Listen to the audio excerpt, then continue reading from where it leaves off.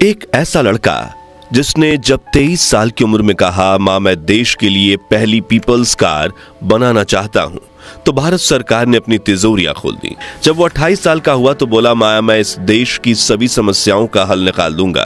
तो देश के तमाम मंत्री और मुख्यमंत्री उसके सामने हाथ बांधकर खड़े हो गए और जिन्होंने उसके सामने आवाज उठाई वो सीधा सलाखों के पीछे पहुंच गए। इस लड़के ने आपातकाल के 21 महीनों में देश को अपनी मनमर्जी से चलाया, लाखों लोगों की नसबंदी करवाई और आपातकाल के बाद अपनी मां की सत्ता में वापसी भी करवाई। जी हां, हम बात कर रहे हैं भारत के पूर्व प्रधानमंत्री इंदिरा गांधी के लाडले बेटे संजय गांधी की, जिन्हें कुछ लोग ऐसा दूरदर्शी नेता मानते थे जो भारत की तकदीर और तस्वीर दोनों बदलने की ताकत रखता था, जबकि कुछ लोग उन्हें ऐसा तानाशाह मानते थे जो अपनी मां की पावर और पोजीशन का गलत फायदा उठाकर हमेशा अपनी मनमानी करता था।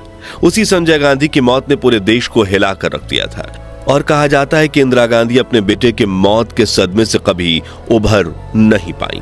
हमारे पिछले वीडियोस में हमने गांधी परिवार से जुड़े कई रहस्यों से पर्दा उठाया है, जिन्हें आपका बहुत सारा प्यार मिला है। और आज हम जानेंगे आखिर संजय गांधी की मौत कैसे हुई।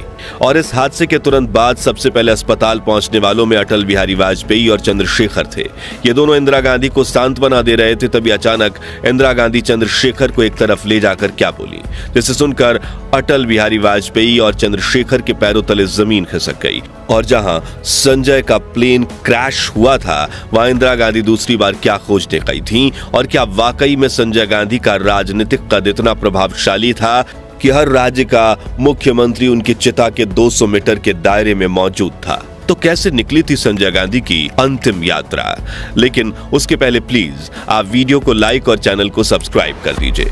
साल 1975 में आपातकाल लागू करने के 2 साल बाद इंदिरा गांधी ने अचानक लोकसभा चुनाव की घोषणा कर दी, लेकिन जनता को इमरजेंसी की इतनी गहरी चोट पहुंची थी कि कहा जाता है कि 1977 के चुनाव में अगर कांग्रेस के सामने बिजली का खंबा भी खड़ा हो जाता तो जनता उसे भी चुनाव जिता देती। और हुआ भी यही।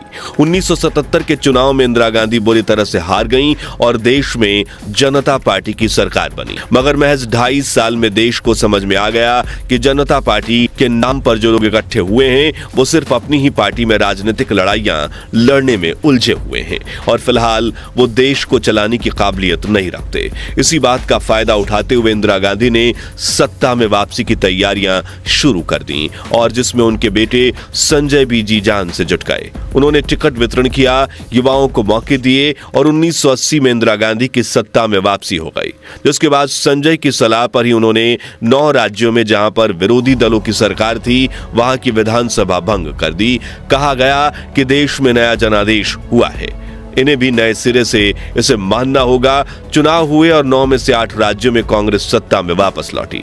संजय ने सभी राज्यों में अपने लोगों को सीएम की कुर्सी पर बिठाया।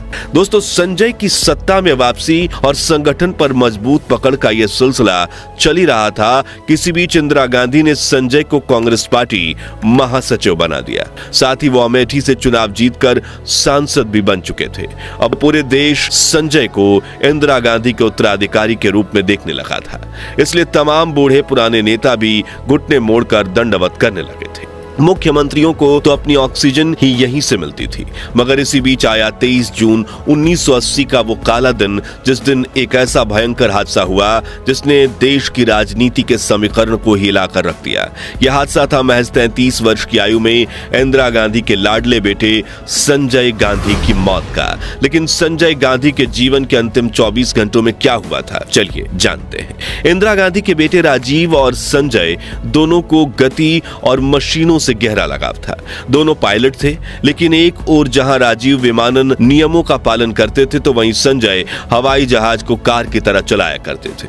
उन्हें हवा में कालाबाजी दिखाने का बड़ा शौक था, इसलिए उनके साथ जहाज की सवारी करना हर किसी के बस की बात नहीं थी। और जून 1980 में उनके हाथ लगा पिट्स S 2A विमान, एक ऐसा 2 सीटर हवाई खिलौना जिसे उड़ाकर करतब करने के लिए संजय बेताब हो गए। दरअसल 1977 से ही इंदिरा परिवार के नजदीकी धीरेन्द्र ब्रह्मचारी पिट्स S-2A विमान इंपोर्ट करना चाहते थे, जिसे खास तौर पर हवा में कलाबाजियां खाने के लिए बनाया गया था। लेकिन जनता पार्टी की सरकार से उन्हें अनुमति नहीं मिल रही थी, मगर इंदिरा गांधी की सत्ता में वापसी होते ही उन्हें अनुमति दे दी गई और आनन फानन में उसे असेंबल कर सफदरजंग हवाई अड्डे स्थित दिल्ली फ्लाइंग क्लब में पहुंचा दिया गया। और 21 जून 1980 के दिन संजय उस जहाज पर हाथ आजमाने के लिए हवाई अड्डे पर पहुंचे, जहां उनकी मुलाकात धीरेन्द्र ब्रह्मचारी से हुई, जो कश्मीर से एक चार्टर्ड प्लेन से वापस लौटे थे। तभी संजय बोले, आइए स्वामी जी, आपको हवा की सैर एक बार फिर से करवाता हूं। लेकिन धीरेन्द्र ने कहा, संजय, मैंने तुम्हारी चपलता के किस्से सुने हैं, मुझे बख्श दो। इस दिन संजय ने पहली बार पिट्स S-2A विमान की रफ्तार का स्वाद चखा और वो इसके इतने कायल हो गए कि अगले दिन अपनी पत्नी मेनका गांधी और मां के सहायक R.K. धवन को लेकर एयरपोर्ट पहुंच गए और दोनों को बारी बारी से जहाज में बैठाकर 40 मिनट तक दिल्ली के आसमान की सैर कराते रहे। उन्होंने अपने स्टंट्स से इन दोनों को इतना डरा दिया कि घर आकर मेनका ने इंदिरा गांधी को शिकायत करते हुए कहा कि मां प्लीज आप संजय को कहिए कि वो प्लेन कभी ना उड़ाए। और R.K. धवन ने भी इंदिरा गांधी से कहा, मैडम प्राइम मिनिस्टर, मैं आज के बाद कभी भी संजय के साथ सवारी नहीं करूंगा। इंदिरा के लिए यह सुनना नया नहीं था, क्योंकि राजनीति से जुड़े तमाम लोगों ने कभी ना कभी संजय की शिकायत करते हुए इंदिरा गांधी से कहा था कि वो सुरक्षा नियमों को भंग करते हैं, कोल्हापुरी चप्पल पहनकर जहाज उड़ाते हैं वगैरह। इसलिए अब इंदिरा गांधी अपना मन बना चुकी थी कि वो संजय से कह दें कि बेटा तुम्हें इस देश को संभालना है, इसलिए एयरक्राफ्ट संभालना और उस पर भी इस तरह की हरकतें करना बंद करो। लेकिन वो संजय से बात कर पाती उससे पहले ही संजय एक ऐसी उड़ान पर चले गए जहां से कभी वापस नहीं लौट पाए। यह वक्त था 23 जून की सुबह 7 बजे का। संजय ने पहले ही माधवराव सिंधिया को इस नए विमान की सैर करवाने का प्रस्ताव दे दिया था, लेकिन उनसे रहा नहीं गया और वो अपनी हरे रंग की मेटाडोर कार को तेजी से भगाते हुए दिल्ली फ्लाइंग क्लब के चीफ इंस्ट्रक्टर सुभाष सक्सेना के घर पहुंच गए, जो सफदरजंग हवाई अड्डे के पास ही रहते थे। और जैसे संजय ने उनके साथ उड़ान भरने के लिए कहा, कैप्टन सक्सेना भी संजय के साथ जहाज में सवार हो गए। ठीक 7:58 पर उन्होंने टेक ऑफ किया। हमेशा की तरह संजय ने सुरक्षा नियमों को दरकिनार करते हुए रिहायशी इलाकों के ऊपर ही जहाज में करतब दिखाना शुरू किया। संजय और कैप्टन सक्सेना अशोका होटल के ऊपर गोल गोल नाच रहे थे। एयरक्राफ्ट अपने नाम के मुताबिक काम कर रहा था, लेकिन 10 मिनट बीतने के बाद संजय इसे खतरनाक नीचाई पर लाकर गोते खिलाने लगे। उन्होंने 3 लूप लगाए, लेकिन चौथे लूप लगाने से पहले ही कैप्टन सक्सेना के सहायक ने नीचे से देखा कि विमान के इंजन ने काम करना बंद कर दिया है। ऊपर संजय ने प्लेन के नियंत्रण को खो दिया और फिर ये पिट्स विमान घर की आवाज करता हुआ डिप्लोमेटिक एनक्लेव में संजय के घर से कुछ ही मिनट की एरियल दूरी पर नाक के बल क्रैश हो गया। कंट्रोल टावर में बैठे विमान को देख रहे लोगों के मुंह खुले के खुले रह गए। इधर सक्सेना का सहायक अपनी साइकिल लेकर तेजी से घटनास्थल की तरफ भागा और उसी ने सबसे पहले क्रैश हुए प्लेन को देखा। उसने बताया, बिल्कुल नया पिट्स 2 सीटर मुड़ी हुई धातु में बदल चुका था। उसमें से गहरा काला धुआं निकल रहा था, लेकिन उसमें आग नहीं लगी थी। करीब 15 मिनट में मौके पर एम्बुलेंस और एयरक्राफ्ट पहुंचे। डालियां काटी गईं, जहाज के मलबे के बीच से संजय और कैप्टन सक्सेना की लाश निकाली गई। दरअसल ब्रेन हेमरेज के चलते दोनों की मौके पर ही मौत हो गई थी। उन्हें वहीं स्ट्रेचर पर लाल कंबल से ढक दिया गया। इधर प्रधानमंत्री निवास में R.K. धवन को खबर मिली और वो जोर से चिल्लाते हुए बोले, बहुत बड़ा हादसा हो गया है। बिखरे हुए बालों में इंदिरा गांधी दफ्तर से बाहर निकली और धवन के साथ एम्बेसडर कार में सवार होकर घटनास्थल पर पहुंची, जहां वो अपने राजनीतिक उत्तराधिकारियों और अपने कलेजे के टुकड़े अपने दाहिने हाथ संजय गांधी की लाश को देखकर फूट फूट कर रोने लगी। संजय के शव को राम मनोहर लोहिया अस्पताल ले जाया गया। इस एम्बुलेंस में इंदिरा गांधी भी सवार थीं और वहां डॉक्टर ने संजय और सुभाष दोनों को मृत घोषित कर दिया। इस हादसे के बाद सबसे पहले अस्पताल पहुंचने वालों में अटल बिहारी वाजपेयी और चंद्रशेखर थे। ये दोनों इंदिरा गांधी को सांत्वना दे ही रहे थे, तभी इंदिरा चंद्रशेखर को एक तरफ ले जाकर बोली, मैं कई दिनों से आपसे असम के बारे में बात करना चाहती हूं, वहां के हालात गंभीर हैं। चंद्रशेखर ने कहा कि इस बारे में बाद में बात करेंगे। इंदिरा ने जवाब दिया, नहीं, ये मामला बहुत महत्वपूर्ण है। ये सुनकर चंद्रशेखर आश्चर्यचकित रह गए। एक मां कैसे असम के बारे में बात कर सकती है जबकि उसके बेटे का शव बगल के कमरे में पड़ा हुआ है। उसी शाम अटल बिहारी वाजपेयी जी ने हेमवंती नंदन बहुगुणा से इस बारे में बात करते हुए कहा था, या तो उन्होंने दुख को आत्मसात कर लिया और या फिर वो पत्थर बनी है। वो शायद यह सिद्ध करना चाह रही थी कि इस कठिन घड़ी में भी वह असम और भारत की समस्याओं के बारे में सोच रही है।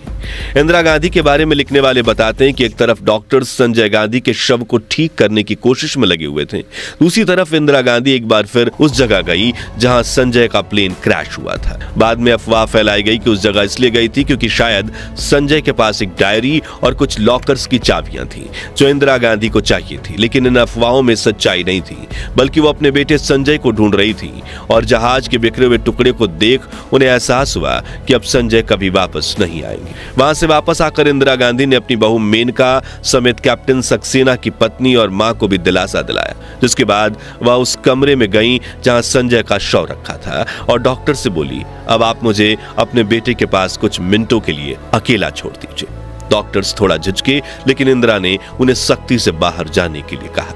ठीक 4 मिनट बाद वह कमरे से बाहर निकली, उस कमरे में गईं जहां मेनका बैठी हुई थी और उन्हें बताया, संजय अब इस दुनिया में नहीं है।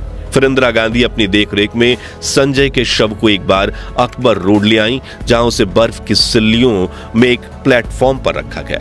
उनकी एक आंख और सिर पर अभी भी पट्टी बंधी हुई थी और नाक बुरी तरह से कुचली हुई थी। संजय के बड़े भाई राजीव गांधी अपनी बीवी सोनिया और बच्चे राहुल और प्रियंका के साथ छुट्टी मनाने इटली गए हुए थे, जिनके लौटने का इंतजार किया गया।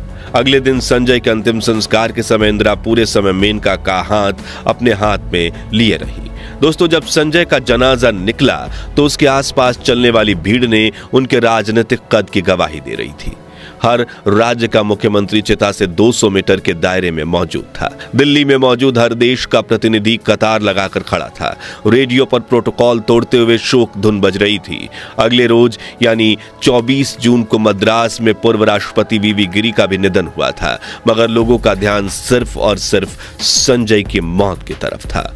राज थापर अपनी किताब ऑल दीज ईयर्स में लिखते हैं कि संजय की मौत पर लोग रोए और पूरा देश गमगीन हो गया, क्योंकि यह दुखद घटना तो थी ही, लेकिन इससे विडंबना ही कहिए कि इसके साथ ही लोगों में एक अजीब किस्म की राहत भी थी, जिसे पूरे भारत में महसूस किया गया।